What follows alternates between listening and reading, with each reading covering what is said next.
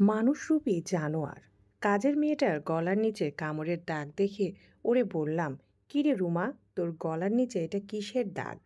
আমার কথা শুনে মেয়েটা বেশ ঘাবড়ে গিয়ে বলল, কই আপা, মশার কামড়ের দাগ হয়তো, এমন হবে।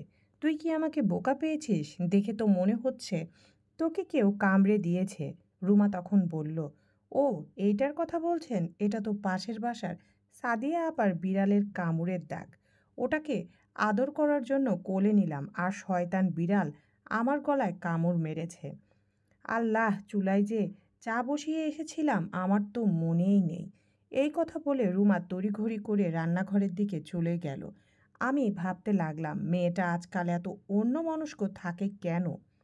পরদিন সকালে ঘুম থেকে উঠে দেখি রুমা ঘর ঝাড়ু দিচ্ছে। খেয়াল করে দেখলাম ওর জামার একটা অংশ একটু ছেঁড়া। আমি ওরে বললাম, কী রে, তোর জামা ছিঁড়ে গেছে, আমায় বলবি না?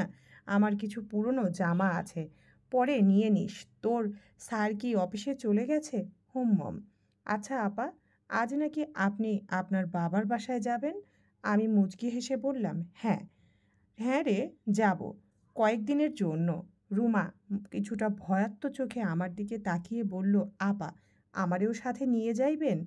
তুই গেলে তোর স্যারের খাবার দাবারের কি হবে?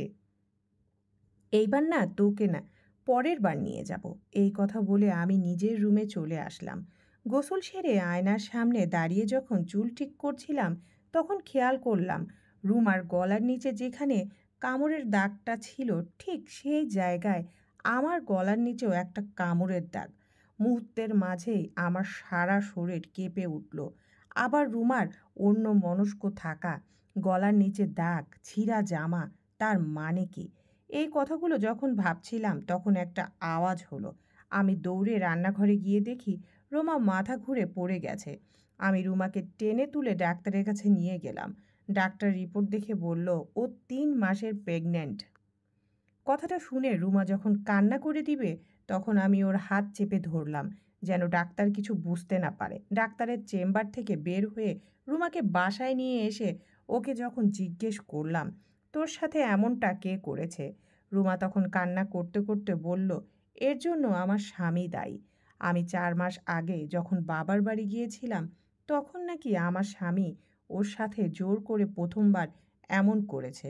তারপর থেকে যখনই সুযোগ পেয়েছে তখনই আমার স্বামী ওর উপর জানোয়ারের মতো ঝাঁপিয়ে পড়েছে। আর এই কথা যেন সে আমাকে কখনো না বলে, সেজন্য আমার স্বামী ওকে অনেক রকম ভয় দেখিয়েছে। রুমা যখন কথাগুলো বলছিল তখন মনে হচ্ছিল কেউ আমার কলিজায় বারবার আঘাত করছে। হঠাৎ খেয়াল করি আমার স্বামী বাসায় ঢুকছে। আমাকে আর রুমাকে সোফায় বসে থাকতে দেখে আমার স্বামী বলল, বাসার দরজা খোলা রেখে দুজনে বসে আড্ডা দিচ্ছ কেন? তারপর রুমার দিকে একটা শপিং ব্যাগ বাড়িয়ে দিয়ে বলল, এই নে, তোর জন্য নতুন একটা জামা এনেছি। আমি আমার স্বামীর দিকে তাকিয়ে হেসে বললাম, নতুন জামা এনে লাভ কি? রাতে তো তুমিই সেই জামা ছিঁড়ে ফেলবে। আমার কথা শুনে আমার স্বামী প্রচণ্ড রকম অবাক হয়ে বলল, কী সব যাতা বলছো? আমি আমার স্বামীর চোখের দিকে তাকিয়ে বললাম, রুমা প্রথম যখন এই বাসায় এসেছিল তখনও হাফ প্যান্ট পরা, এইটুকু একটা বাচ্চা, একটা মেয়ে ছিল। আজ রুমা বড় হয়ে সালোয়ার পরে বলে সেই সালোয়ারের ফিতা ধরে টান দিতে তোমার একটুও কলিজা কাঁপলো না? তোমার কুৎসিত চাহিদা মেটানোর জন্য মেয়েটার এত বড় সর্বনাশ করলে, মেয়েটাকে প্রেগনেন্ট করে দিলে। এই কথা বলে আমি রিপোর্টটা আমার স্বামীর মুখের উপর ছুঁড়ে মারলাম। ও রিপোর্টটা দেখে আমতা আমতা করে বলল, বিশ্বাস করো, আমি ওর সাথে কিছু করিনি। ও কোথায় না কোথায় আকাম করে আমার উপর দোষ চাপাচ্ছে। কথাটা বলে আমার স্বামী যখন রুমার চুলের মুঠি ধরতে চাইল, তখন আমি বাধা দিয়ে বললাম, খবরদার, ওর গায়ে যদি স্পর্শ করো, আমার চেয়ে খারাপ কেউ হবে না। তোমার এই পাপের ফল কিভাবে তোমাকে ভোগ করাতে হয় তার সব রকম চেষ্টা আমি করব। এই কথা বলে যখন আমি রুমাকে নিয়ে বাসা থেকে বের হয়ে যাব, তখন আমার স্বামী আমার হাতটা ধরে বলল, আমি তোমার স্বামী, আমার উপর তুমি এমনটা করতে পারো না। আমি মানছি আমার ভুল হয়েছে। দরকার পড়লে আমি বাচ্চাটা অ্যাবর্শন করাবো, রুমাকে আমি এর ক্ষতিপূরণ দিব, তবুও তুমি এমন করো না। আমি হাতটা টান দিয়ে সরিয়ে ফেলে বললাম, আসলেই তুই মানুষ না, জানোয়ার কোথাকার। তোর এই জানোয়ারের রূপটা যদি আমি আগে জানতাম তাহলে মেয়েটার এত বড় সর্বনাশ হতো না।